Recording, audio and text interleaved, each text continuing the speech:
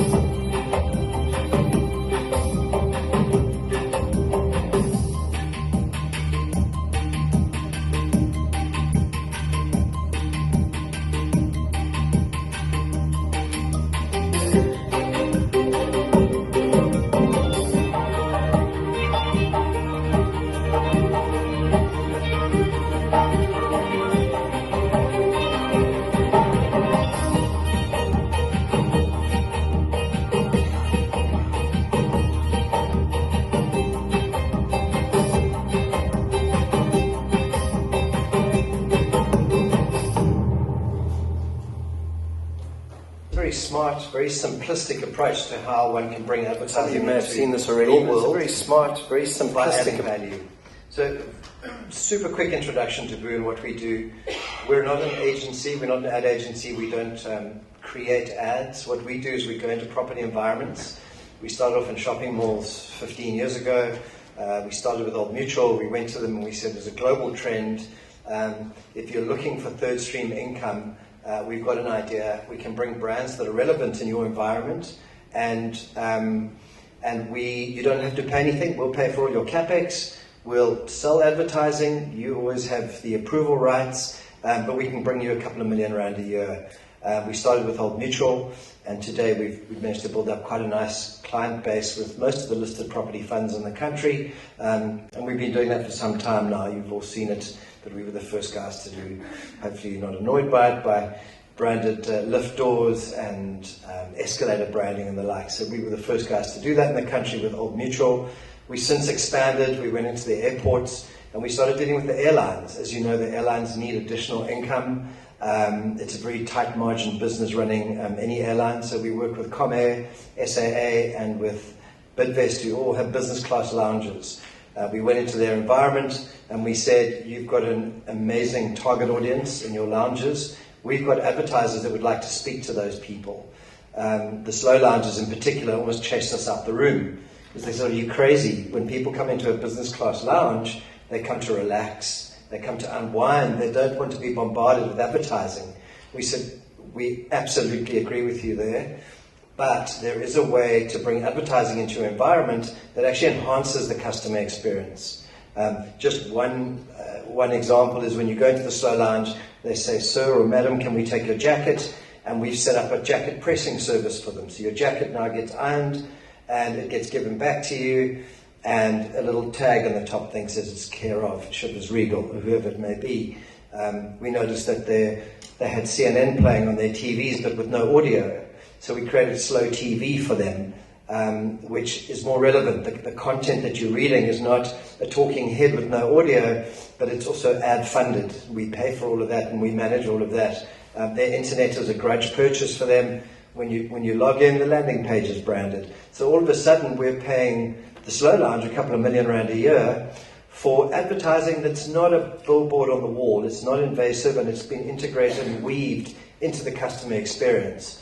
So the next project for us is, we've been incredibly excited to work with you guys. We're very motivated. We believe that there are enormous opportunities to create third stream income through advertising within your universities. We completely understand that it is an academic institution and that one has to be incredibly mindful of that, and that you wouldn't want ads bombed all over the university. And that's not the objective. We've got to come in, we've got to engage with you, we've got to understand your ambitions, understand your business, but there is a lot of advertisers in the marketplace that are crying out to talk to your students. And very often that advertising that they might utilize is actually very relevant for the students. The students actually don't mind it. They want to know about the latest Converse tacky. They want to know that if I'm a final LLB student, that I can potentially open up a private bank account with Investec.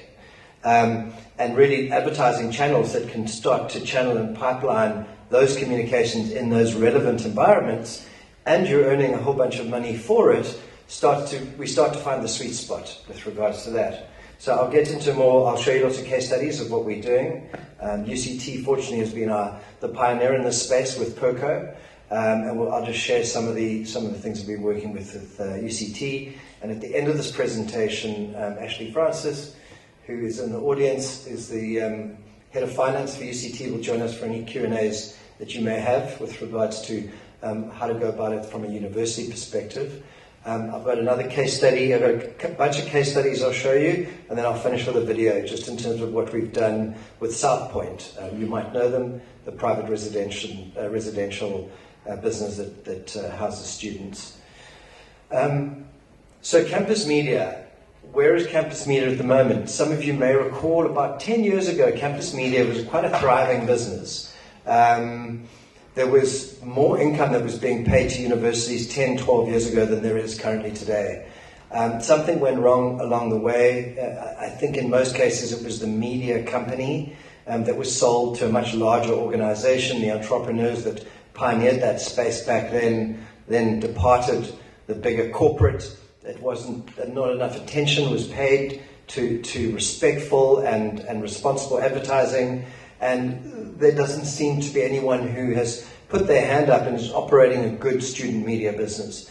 So we've been chatting to our advertising clientele, we've been chatting to universities, and we believe that there's an enormous gap in the marketplace to professionalize and look at a new modern way of driving advertising through the campuses, and you're doing it already. I'll quote some examples of how you are doing it already. I think there's certainly just a few tweaks and changes that can happen that can probably show massive compounded growth. So the challenge is that with regards to advertising, universities generally have an unstructured, decentralized and ad hoc approach to advertising. This is relevant across campuses, their publications, the sporting bodies, transit media, so the buses, potentially digital platforms. The current media offering is not defined. There's no governing media policies and contracts in place. It's impossible for an advertiser to run an integrated national ad campaign to target students in 5 provinces in South Africa. They generally aren't able to do it across 2 provinces. So it makes it difficult for universities to maximize its assets and build a sustainable platform for alternative revenue streams. So we've created something that we call a media transformation project. And effectively, what is that? It's a unique brand that we would like the universities to adopt, so that if anyone did see advertising on their campus, they could go to a link on the website that explains what the media transformation project is. And that is that we're raising income that is being paid to the universities, that is being used by the universities for whatever you may want them for. It might be for bursaries for students or the likes. But we believe in time, this is not going to happen overnight, but working with yourselves, we should be able to pay over millions and millions of rands to all of the universities each year that you can then use for whatever you may want. But if any student or lecturer, for that matter, says, why are we suddenly looking at advertising? At least they can go to a link, they can click on Media Transformation Project. We were hoping that we could get an MTP logo, which is stamped on every single advertising platform throughout all the campuses, that people start to get an affinity with this brand called the Media Transformation Project, and they understand what it stands for. Sustainability, obviously, is to ensure that both short and long-term financial sustainability and that we're a contributing factor. The income that we will generate in the bigger scheme of things is very small, but it all helps. Safeguard the reputation and compliance of the university through a media policy document. So we create media policy documents that are quite substantial. They're about 25-page, and certainly for procurement and for marketing, it just spells out the rules and regulations related to advertising. Simplify the procedures so that we can achieve operational excellence, so that when advertising does potentially go into a university campus, it happens after hours when everyone's asleep, and then our little fairies go in and deliver the advertising, and the students arrive the next morning, it's there. It's not going to impede on the day-to-day. So we've done that in other platforms, but again, I think with universities, it's a big play for digital, and digital just happens remotely, as you know. So really, also what is a key point is that the media platform is not just for advertising purposes. The media platform primarily is for the universities to utilize as a communication platform to your students. But it also has a ratio of content from the university mixed with advertising, which actually ends up funding whatever costs are attributed to creating this media platform. And in time, there's lots of profit in getting those ratios right. I come from a publishing background in my previous life, and when working with an editor, you would ensure that there's always 60% content, 40% ads. If you open up a magazine and it's the other way around, you start to feel a bit shortchanged, especially if you're paying for it. So the same would apply when looking at a media platform on a university to try to get those ratios right. So just in terms of how the contracting process has worked, working with PERCO and the universities, what we do initially is we come and we do a consultancy project. So that might take a week, it might take a month, and we come and we interview and work with all the respective heads of the different faculties. It might be sport, it might be IT, it might be the student unions, it might be student residences. We sit, we have a conversation, we understand what the do's and don'ts are, we get to understand your business, we discuss and throw some of the ideas that we may have at you. We quickly figure out if that's a no-no, or if you might be potentially interested in embracing some of those opportunities. And then we put a comprehensive media document together with mock-ups, photographs, and then we propose back to you almost the kitchen sink of the various opportunities. I've got one slide here that we did for UCT, is breaking it up into verticals. So there's an outdoor channel. Some universities may say, we went to Rhodes, and just driving around Grahamstown, it's a heritage city, so you wouldn't dream of putting a billboard up in Grahamstown. Print, we've met with the editors of a lot of the alumni magazines, and we're amazed at the lack of advertising in those alumni magazines. They should be generating a couple of R100,000 a year at least, but they're not, because they don't have anyone selling advertising. The editor still controls what ads can go into that magazine. So that's one recommendation, not to mention the other kind of publications that all the universities have. Then we look at the digital platform, which I'll get back to in a minute. Huge opportunities there, of course. We look at radio. The radios are very well run throughout universities, but they're not getting their share of advertising income. That's where they're missing out. But we've been very impressed with how well the radio stations are typically run across all of the campuses. Activations, you're doing that already. Everyone is running activations on their campuses. We believe with a few tweaks, and by not disempowering the SRC nor the university, we can compoundly grow that income, if not double it within 2 years. And there's just little tweaks that are required in order to do that. Sponsorships, very interesting too, the sports teams and the likes, chatting with the sports guys, everyone has that same problem. So we have a word with them, we put some recommendations forward. We don't profess to be the professor of all of these channels. In some cases we'll recommend other best-of-breed players that we would introduce you to that could manage certain media channels. But this will all be put into one document. So we pretty much create a media checklist, which is identifying the viable opportunities, creating an advertising and media policy, packaging those opportunities with a rate card, with financial forecasts. We put operational guidelines in place, design guidelines, rules and regulations, no political parties allowed to advertise on campus at any time, no creative that might be of a sexual nature, etc., etc. We put the financial model together. We look at, as I mentioned, concessionaires that might be specialists in certain media spaces that we're not, and we'd almost manage a tender with you. So we don't do washrooms, but there are a couple of washroom companies out there as one example, and we'll work with you, we'll identify who the main players are, and we'll help write the RFP with yourself and Perco, put that out to tender. And we manage the day-to-day operations, provide marketing services. That's what the advertising market wants. They want to know, tell me about the student, what percentage are legal students, what percentage are commerce students, what percentage of their students are honours students, master's students. So we need to get all of those demographics and psychographics. We need to put it into documents for each respective university so that the advertiser now starts to understand the makeup of that particular university. And with more of that knowledge, they're happy to pay more of a premium because they now have a highly targeted audience to speak to. So effectively what we're trying to do is become the industry mouthpiece so that the advertising market, which is how it works across most media platforms, have one centralized, professionally managed media company that can deliver a student platform nationally. It makes their life so much easier, and just by putting that in place, you'll see enormous growth. They've got so many options to advertise. If you want to advertise, you're inundated with opportunities, and you typically, as an advertiser, you go for the easiest option. If you can see this is a problem, and people are taking 3 months to approve an ad campaign, you won't go there again. And I think that's what's been the problem with student media in the last 10 years.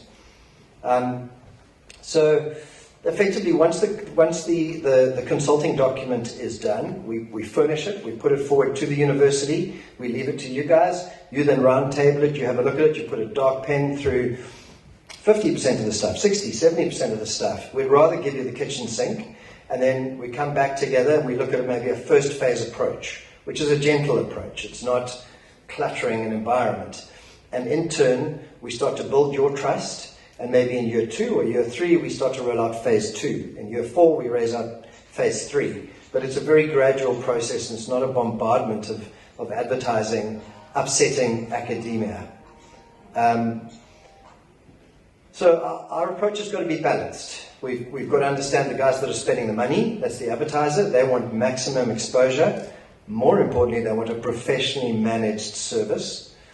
And then the university, which is asking a whole bunch more. They're saying, we want to protect our academic integrity. Same as the slow lounge mentality, same as the shopping mall mentality, same as the airport mentality. The student experience mustn't be compromised. In fact, boo, how can you enhance it? We've got a couple of ideas. The aesthetics, is this ad platform going to mess with our aesthetics? Well, we're not doing our job if we come and bring you ad platforms that mess with the aesthetics. And then operationally, is it going to disturb the facilities management team? So we'll meet with facilities management and we'll work and we'll get SLAs in place so that we know which electricians to use, which maintenance guys to use, what time we have access, what permits we need, etc., etc. A quick market overview on the value of spend in the marketplace. There's an enormous amount of advertising spend out there. In South Africa, it's 40 billion a year. Why shouldn't the universities be getting a little slice of that pie? The typical spend is incredibly skewed towards Gauteng. So in terms of looking at national representation, one does need to have all the dots on the map ticked. And effectively, an advertiser is not going to have great appetite for a university platform that only includes 3 universities. They need to know that they can get a minimum of 8 to 10 universities in one ad campaign, because then they're getting the reach that TV can give them, that a national radio station can give them, that a national TV station can give them. If they're not getting enough of a reach, they're not going to go there. They'll spend their money elsewhere.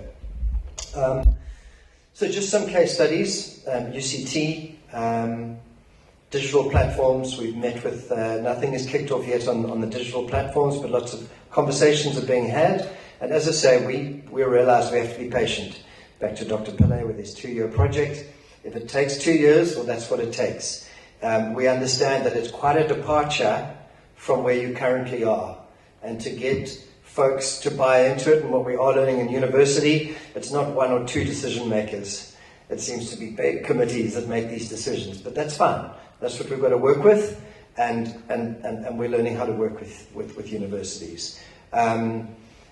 Activations are amazing. Activations have an enormous potential. They're being undersold in universities. You might think you're seeing a lot of it. It can still be managed responsibly, but there is a way to, you're doing it already, so why not do it better?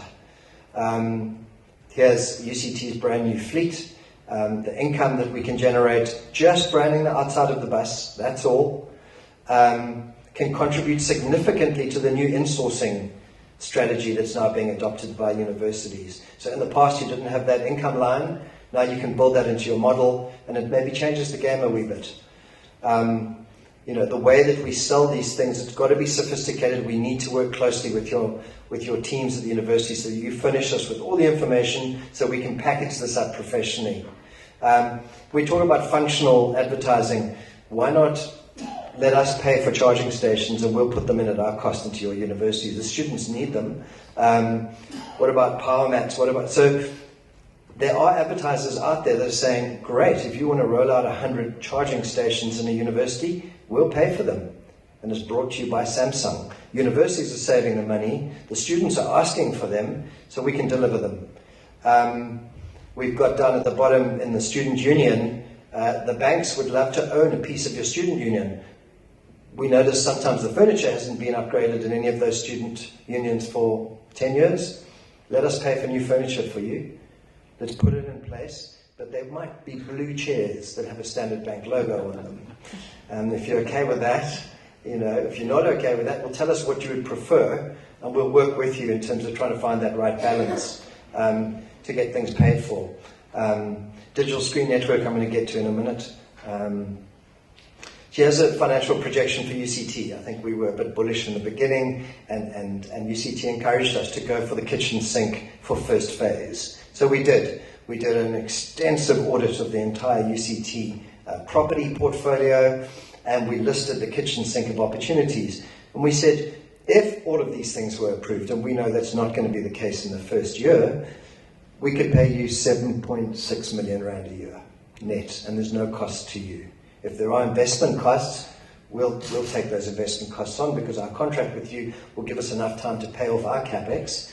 But while we're paying off the capex, we'll also be paying you a share of income every month. Stellenbosch, we have worked extensively with as well. They've embraced this initiative. Here's some examples of glass branding. It's a contribution. The students that sit on the other side of that, they can still see out, but you can't see in. And it gives you about a 20% shading. There's no capex. It's just a glass wall that is now branded. And this happens to be Microsoft, which is quite relevant. And they're being charged a monthly fee. Door hangers, we go to Take-A-Lot and we say, why don't you offer specials to the students? We'll put it on a little door outside the student residences. They can tear something off and they can redeem product less 25%. That enhances the student's purchasing power, and the student's not going to see that as irritating. They see that as beneficial to them, and it's measurable for the advertiser, and it's something that's put on a door hanger, like in a hotel, and they get it one day when they get home, and they can throw it in the bin, or they can utilize it to save on the next pair of Converse Tackies. So these are just a few top-level ideas. I think one of the biggest opportunities for us is a digital network. Really, if you look at it from a communication channel perspective, it's saying, how do you currently talk to your students? Probably through SMS, probably through email, maybe you have an app, and then maybe it's old-fashioned bulletin boards. We're happy and we would love to invest in digital media networks and high convergence zones within universities. Look at libraries, no audio. Look at student unions, maybe look at the larger dining halls. Look outside some of the larger lecture halls. Put either video walls in or large screens. And primarily, it's a communication channel for you to talk to your students. That's what it's first and foremost used for. And we've got all that broadcast technology. We can do that. We run it out of our Johannesburg office. So you tell us what content you want on there. If we want, we'll give you access and you can manage that content. whether it's bus timetables, or the fact that it's Cancer Week next week, or welcoming a new lecturer into the university, but it will be ad funded. And there will be someone who's dedicated at your university. He will say, that ad's approved, that's not. You ultimately control that. We will run the whole thing, we'll put it in place, and if we take that to advertisers and say we can give you 10 universities with a digital network, that 60% content is the university's content, 40% is advertising, and that advertising will be relevant to the students. The advertisers will say, boo, where have you been all our lives? And hopefully that's a win-win. And this is kind of what we're trying to get to. We've realized over the last year, maybe 18 months, that maybe we were too ambitious in terms of what we were trying to achieve, and we've got to put it back, and it's slowly go with media platforms that are relevant for you, that add value to your lives and your students' lives, and then build the trust, start turning over some money, and then slowly grow the platform from there. So the content, once again, the content media loop, we'll work with you, we'll show you what it is. It'll include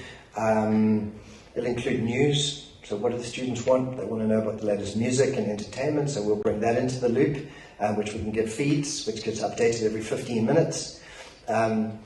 We understand how do you guys currently communicate. We can chat with your IT guys and understand how often are SMSs and emails sent. Let's keep that communication consistent with what's on the digital network, so we get that working nicely.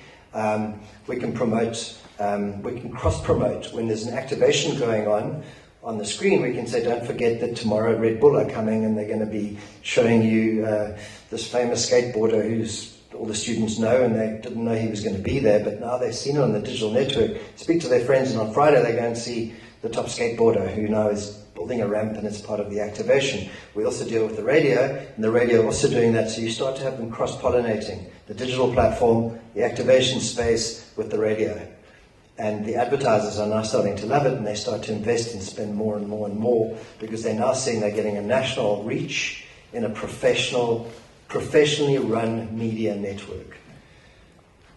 So in conclusion, I think, let me play the slide, the last video, just really what it is. It's not what we're suggesting that we would do at universities, but South Point have got 10,000 students, they're a private company, they've got 5,000 of those students in Bloemfontein. They're a commercial enterprise, so we went to them and we secured the rights to all their buildings, and we created a media platform for them. They're very different to a university environment, so what you're about to see, please, no, we're not going to paste your university with lots of billboards.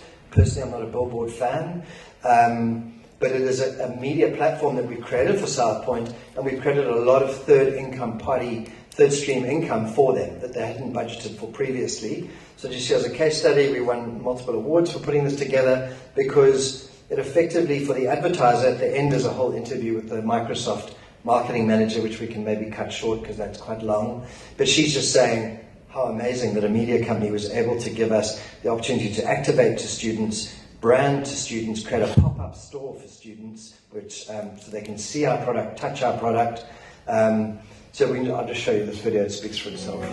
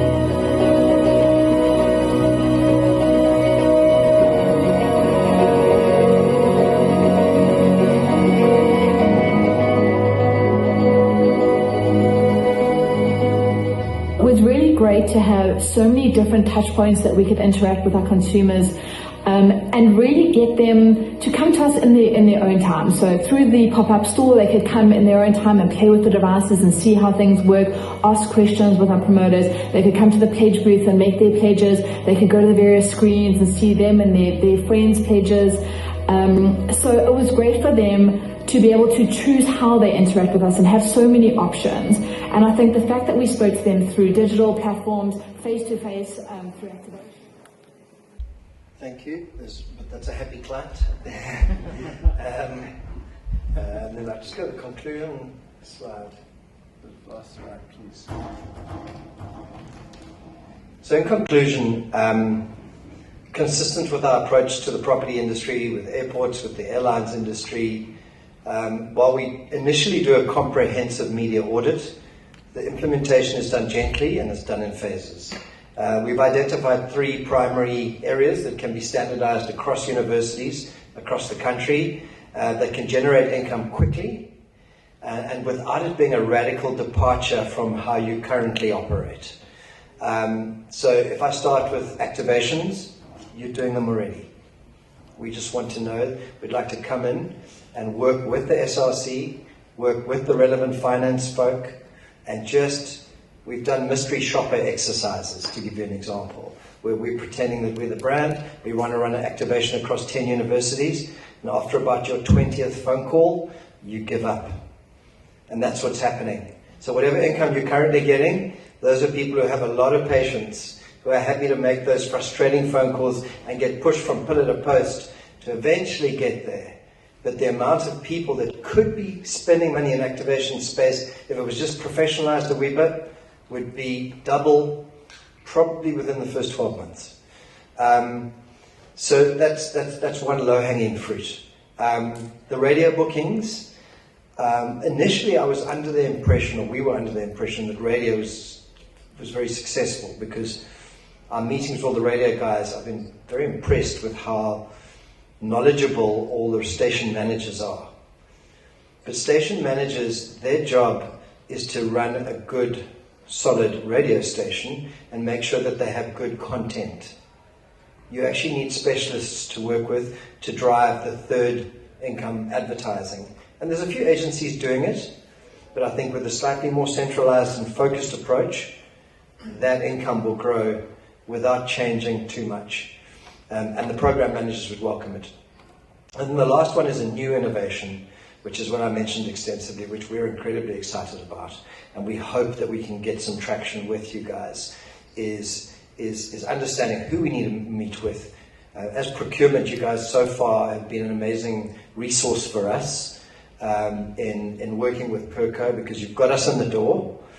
Then we need to know who to speak to. And typically finance, we find finance have been our allies as well, because they seem to understand. And typically across all our property landlords, marketing sometimes are not as commercially orientated, and I hope there's no marketing people in the room, but the marketing people often are not as commercially orientated as finance and procurement are. So we seem to get a lot more joy working with finance and procurement. Marketing sometimes find every excuse under the sun why it shouldn't happen, which we find bizarre. But maybe if we can say to marketing, guys, you've got a new media platform that you can use as a communication tool to market whatever you want to your students. And if we can put that in place and ideally roll out a national network, we believe it'll be quite an innovative platform in South Africa, and quite an innovative platform throughout Africa, and quite an innovative platform throughout the world. And we're very excited about it. And so with the advertising market, and we hope that the universities will be too.